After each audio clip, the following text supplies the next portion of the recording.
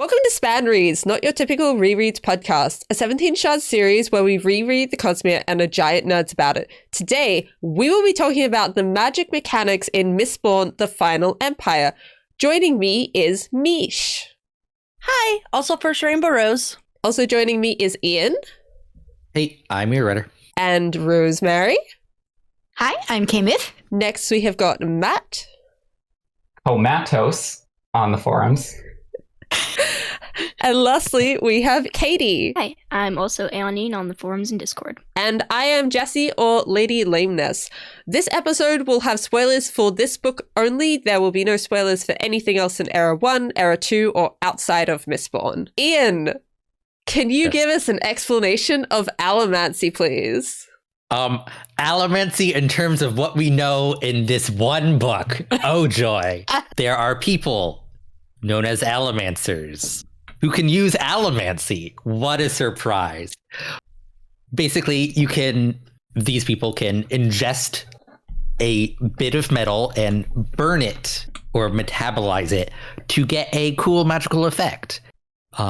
There are supposedly 10 allomantic metals, though as the course of the book goes on, we learn that there are more holes than people are aware of. So there's iron and steel, which allow you to push and pull on external sources of metal to do cool physicsy things of flying and shooting coins at people. There's pewter, which makes you super tough and strong. Tin, which enhances your senses. Zinc and brass allow you to influence people's emotions. Bronze allows you to detect allomancy that other people are doing. And copper allows you to hide your own allomancy and the allomancy of those around you. And then there's gold, which allows you to see a super creepy alternate past version of yourself, which is super trippy. And then there is atium, which allows you to see a brief glimpse into the future and turns you into a murder machine. Because turns out super easy to kill somebody if you know where they're going to be in 5 seconds. We also get hints of another mysterious art known as Furukmi, the magic of the keepers and the Terrace people. And they can store attributes in metal and that they can withdraw at a later time. And we learn a few of the what they can store. So like strength, senses, that sort of thing. Oh, some overlap with allomancy. Youth also, which is a weird one. But the only actual one we know the attribute and the metal in this book is pewter, which allows you to store physical strength. Very reminiscent of allomancy. And then there's something with spikes that we don't know about. It makes steel inquisitors. Who knows what that is? Not us, because clearly we've only read the first book. Mm-hmm. For Furukmi, do we know what CZ's metal mines are made out of yet in this book? No. Okay. Yeah, the only one we know is like pewter stores strength. We don't know what the other ones are. I'm pretty sure we don't know that the copper mines are copper, but we know you can store memories. Something that was brought up in the last episode that I think was brilliantly done by Brandon is he split up the metals based on the different characters and then put Vin in different scenes with those characters to focus on each individual metal. Mm-hmm. That was a great way for me to be able to separate things out and understand things individually instead of getting everything all at once and just not remembering how anything works or what things were. Because there is a lot in this book. You get the basics fairly early on when Vin's taught how to use the individual metals, but when it comes to the specializing, that is seeded throughout the book in such a way that you're ready for more details when they come. Brandon did a very good job at spreading that out so there was no one big identifiable info dump. Brandon does a really good job, like from a reader education perspective. The way he handles allomancy, you could tell allomancy is important to him because he was really careful with how he explained it, but it was really masterful because you get the prologue where he sets up the mystery and the wonder and the power of allomancy by having Kelsier decimate a noble manor off screen. So you're like, okay, allomancy is powerful. And then you have Vin as the new character learning them slowly, but then he gives you the scene with Kelsier near the beginning infiltrating Keep Venture, where he's flipping metal and fighting all the guards to be like, this is really cool. We're going to build up to this. So remember, it can do all these cool things. And then doing this slow progression within where it being, these are the 10 metals. These are what they do. And then we're going to look at each one individually. And then we're going to get to the end of the book and see Vin doing things similar to what we saw Kelsier doing at the beginning. And so it really, I think, helps all the metals really sink in for the reader. So at the end, the reader's like, yeah, no, I'm a Mistborn. And if this was a video game, I would be able to know which buttons do everything. It's really well done.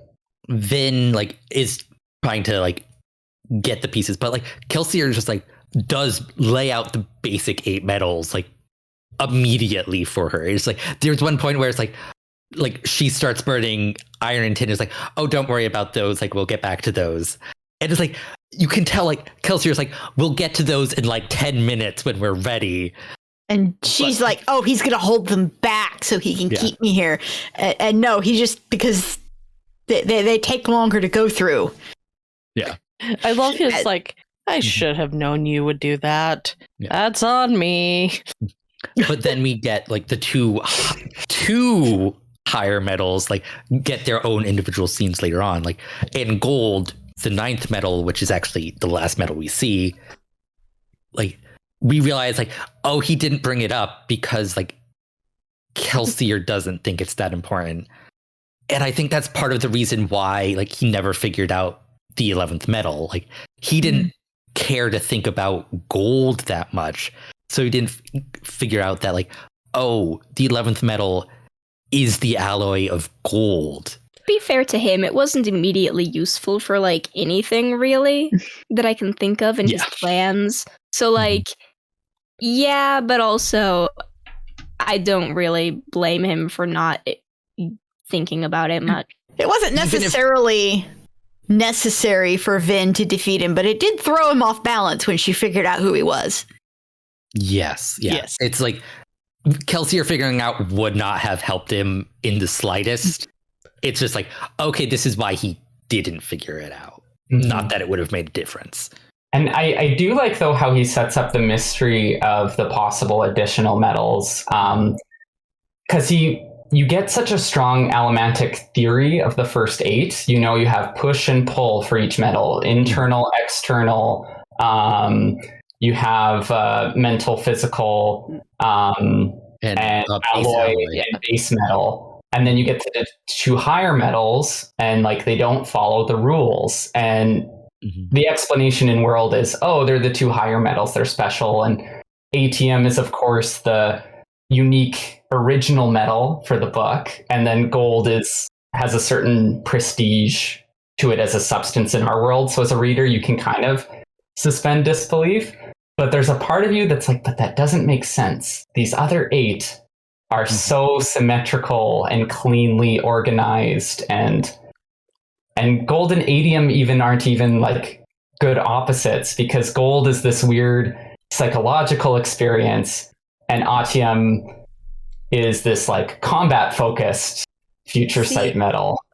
I actually thought they complemented each other really well, because one shows you the future and the other shows you the past, and I thought that's what the complement was meant to be. So to me, I was this works really well.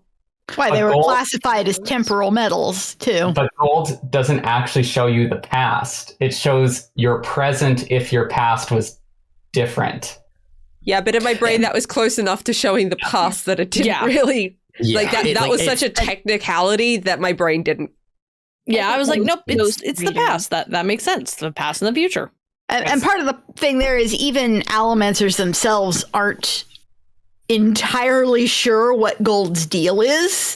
Yeah. And, there's plenty of room for debate on exactly what you're seeing. Yeah, but for example, like Vin sees herself as a noblewoman. She doesn't, and then she sees herself as like someone who's still living in the street. But she's not like going back to like an alternate childhood point. It's like because like the noble version of herself is like the actual Vin Right. doing the burning, because it's like Right. it's the weird like split perception of like she is both like herself and her Gold shadow Right. at the same time. Yeah. Gold is so It's weird. trippy. I would love a book where he went more into Gold, to be honest, because it's weird. And then there's the parallel with the 11th metal as well, between Gold and the 11th metal, because they are similar, but they're not the same. One is you seeing the shadows of yourself, and the other is seeing shadows of other people. Someone else. Yeah. And then like we do get aluminum, like the metal that when you burn it, all of the rest of your metals go away, which the Ministry has known about and like hasn't released to the populace of like information. I wonder if it was the Ministry or if it was the Inquisitors, and whether it was hidden from the rest of the Ministry by the Inquisitors. I'm pretty sure it's an obligator, whatever, however you pronounce it. Not an Inquisitor that gives her the medal. It's definitely an Inquisitor. It was the Inquisitors who made her swallow eat it and burn the aluminum. But I think, without getting too into spoilers, there's some stuff later on with other metals that implies the Ministry as a whole knows about more than the general public does, whether or not aluminum is specific to the Inquisitors. Yeah, or the like, Ministry at this point. There's so few Inquisitors that the canon of Inquisition, I'm pretty sure, is more than just the Inquisitors. Like there is like a normal obligators within them that like at the very least they would know. So I think it's maybe not every obligator knows, but enough of them do. Higher ranking, because Marsh starts as a regular obligator in the canton of Inquisition. And then it was a surprise when he was considered for Inquisitor, so it implies that there's lots of Inquisition obligators who just go about their way without getting stakes. Without getting stabbed. And there are problems with being both a seeker and very competent. Yeah. I did like that, though, that Marsh is so driven and like he felt like, oh, like I'm going to be the underdog because I haven't like gone to Obligator University. And then you find out, oh, like a lot of obligators are lazy and well, it's kind of like that going to university and you have the people who are just kind of like, yeah, I'm going to university because I don't really know what to do next and I'm just kind of figuring stuff out. And then the people who are like, I have a career path, or like I have student loans to pay off, or like I've maybe had a harder path, and so Marsh is like, he's come from like a rough background or a rougher background, but he has had the opportunity to get some education because they thought he was able to live as a noble for a bit in his youth. And those two things together at the drive and some of his privileges make him a quick advancer. And compared to all these other low-level nobles who didn't really have any other path in life, and their parents said, go be an obligator. That's the only way you're getting anywhere in life. I did really like the scene with Marsh and Vin where he's teaching her the finer points of bronze and how she's frustrated that she didn't catch on quickly, and she's like, I can't sense it yet. I'm sorry. And he's like, no, that's fine. If you were already able to pick that out, I think I'd be kind of upset because it took me a long time to get there, and you're already picking this up faster than I thought you should. It took me 6 months to learn that. And I like that a lot of the metals, there is kind of an art or a subtlety to them where it's like, it's not just raw power, it's skill. Like bronze takes actually a lot of skill because there's a lot of different metrics that you're keeping track of. And as Vin gets better, because that's one of her stronger metals too, you don't see her think about everything she's doing when she's saying, oh, this person is flaring iron. You don't see everything she's doing, but she's doing a lot. And then, of course, we have the subtlety of soothing and riding that Breeze explains. And even Pewter, which is a more instinctive, straightforward metal, Ham's able to give some insight into ways you can burn strategically. Yeah. And like, I actually think that's a little bit of like the Wheel of Time influence on Brandon. Because like Wheel of Time, it's channeling the one power, that whole magic system. It's like, there's a whole thing is like, men are generally stronger in the power, but women are more skillful in the power, so that like they generally are evenly matched. So it's like the difference between power and skill like is an important dichotomy like in a lot of Brandon's magics, I think. Yeah. And for anyone who is thinking at this point, but Brandon didn't finish Wheel of Time till after Mistborn, he was a fan long before he was tapped to actually finish the books. And as someone who read Wheel of Time after Brandon, I see the influences. I'm like, oh yeah, like he's definitely in more of a Robert Jordan vein of fantasy than say a George R. Martin or even like J.R.R. Tolkien. Like I think Jordan's one of his stronger influences, especially for his early books. Oh, 100%. One thing I did love for Breeze was how he's like, honestly, it doesn't matter if you're soothing or rioting. You can do the exact same thing. And I love that, the fact that we don't need to have both in order to get that lesson. Mm-hmm. And I love, everybody else, in order to learn it, you have to kind of go to the person who is the expert in order to get the really good learning. But for Breeze, he's like, nah, you can do the same. And it's a fun but subtle thing about human nature that I love is discussed. Mm-hmm.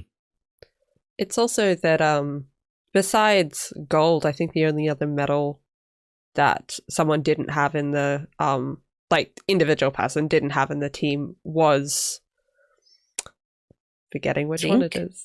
Well, there's no zinc. There's no iron in terms or steel. Or iron and steel. But Individual Though, but Kelsier fills as that far as we know in this book, Kelsier's you role. can't have gold. Yeah. There are no mistings of the higher metals. Yeah. It's not something. Mm-hmm. And I also love, like, Allomancy is one of my favorite Brandon magic systems, and part of, like, there's the way Brandon married Allomancy to the aesthetic of the Final Empire. You have like the synergy of iron and steel leaping and flying through the mist or through the ash. You have the use of bronze and copper and zinc and brass in like social settings at the balls, and like the hiding and intrigue. It just fits so well. And so there's something kind of romantic or just very evocative about how Allomancy is displayed in this book. Brandon like came up with the individual powers based off of what you would need in a thieving crew. Yeah. So it's like, it just they are like intrinsically tied. Yeah. One topic that ended up getting cut out of the last episode, but do we want to go around and say what misting ability we would want of the ones we know of in this book? This one's always so hard for me because I actually don't identify with any one of the metals. Like, it's always hard because I don't identify with any one of Brandon's magics, period. Really? I think if I were to be like pinned down, forced to choose something, I probably would go zinc or brass. Like the emotional metals would probably be the ones I'd be most likely to use in my life. Yeah, that's also like, I would be a soother, like bar none. Like, give me opportunity to emotionally manipulate people.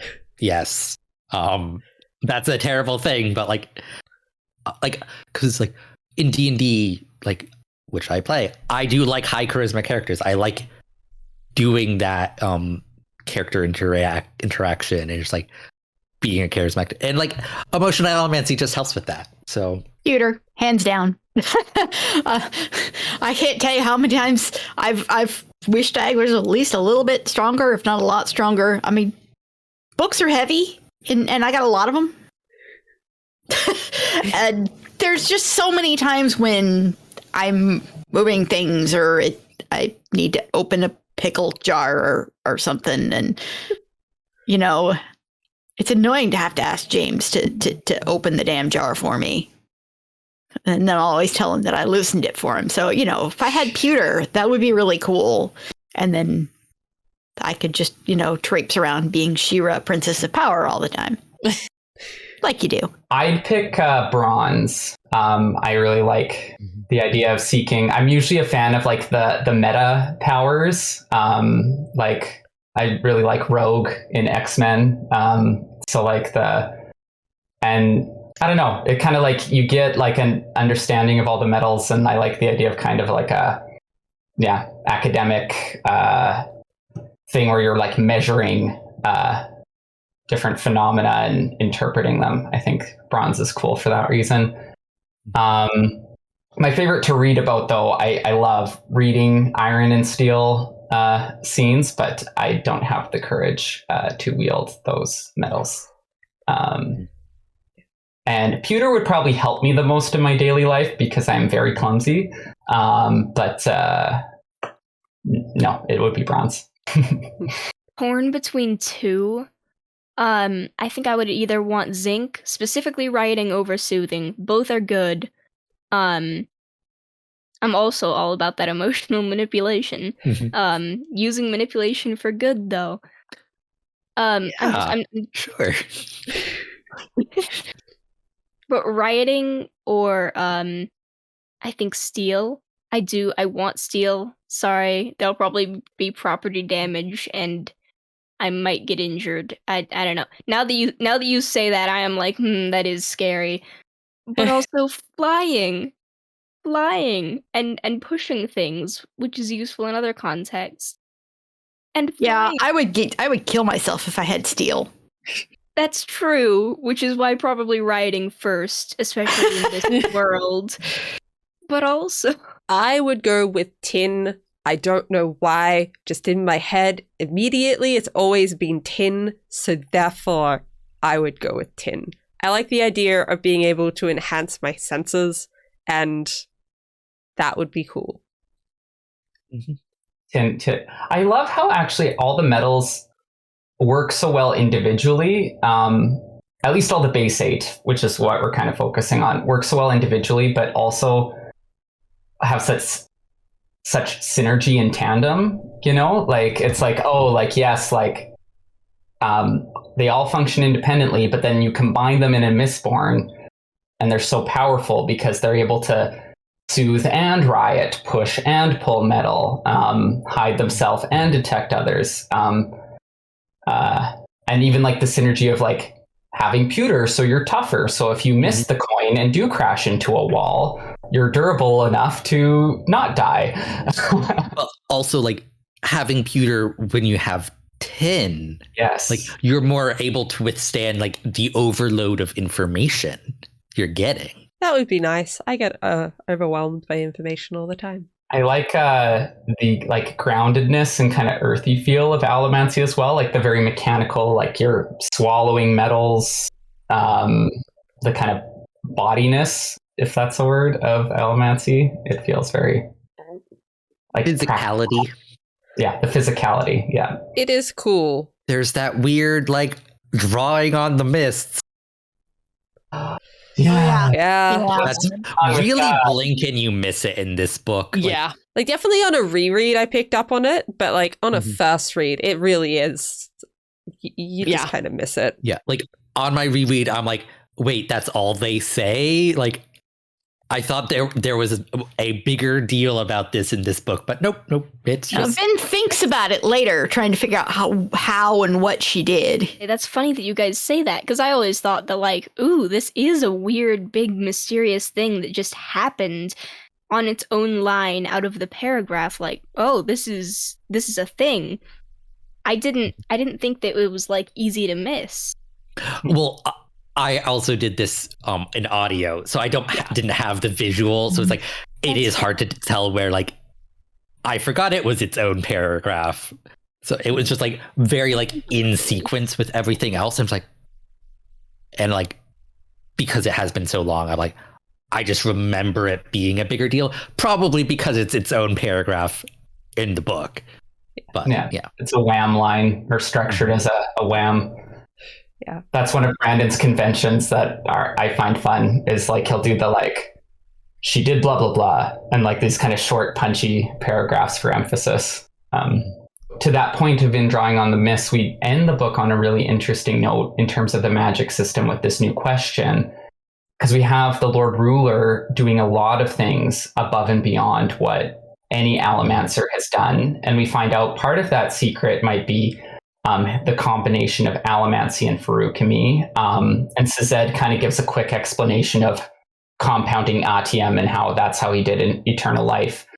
But you're still left with like questions about how he does what he does. And then you have Vin having this feeling of, why am I like him? Why can I do things that he can do? Why is she so strong? Why can she pierce copper clouds? Yeah. I've always been so confused by that explanation. Like the first time I read the book, I read it like 4 times and I was like, nah, I still don't get it. I don't understand. I'm just gonna keep going. Yep. Nope. That's me. I'm always like, yep, that's you say that's how it works. That's how it works. The first time I read the book too, I remember, I probably read that 5 times because I was like, Sazed, walk it through me one more. I was Marsh in that scene. Walk me through it one more time. Okay, thank you for watching, everyone. You can find us at 17shard.com for your news, discussion, theories, and fun that you could ever want. You can find us on Facebook, Twitter, SoundCloud. You can leave us a review on iTunes, subscribe on YouTube, and support us on Patreon. See you next time. Bye. Bye.